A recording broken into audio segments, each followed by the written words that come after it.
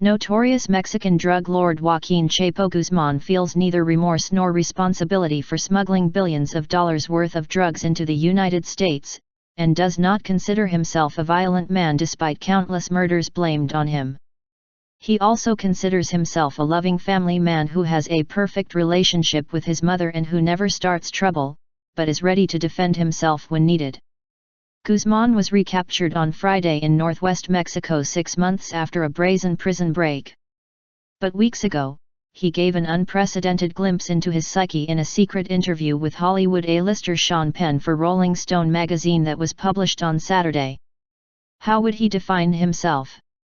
With respect, and from my point of view, it's a person who's not looking for problems in any way, he told Penn in a video recording, after meeting the actor at an undisclosed location weeks earlier in Mexico to pact an interview.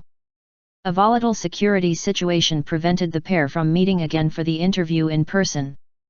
Mexican government sources said on Saturday that authorities knew of the planned meeting so were able to track Penn's movements and locate Guzman, helping them in his eventual capture. "Look, all I do is defend myself, nothing more. But do I start trouble? Never," Guzman said in the interview, adding that he thanked God for helping him to break out of prison last year. Guzman, who once met Colombian drug lord Pablo Escobar, confided he had not himself taken drugs for 20 years, and at the time, before his capture, considered himself a happy person because of my freedom. "I don't feel anything that hurts my health or my mind. I feel good," he said. After his capture on Friday, Guzman glared when soldiers twisted his head toward TV cameras during a perp walk in Mexico City. Asked by Penn if he felt responsible for the high levels of drug addiction in the world, Guzman responded, "No, that is false, because the day I don't exist, it's not going to decrease in any way at all. But," he added unapologetically, "I don't want to be portrayed as a nun."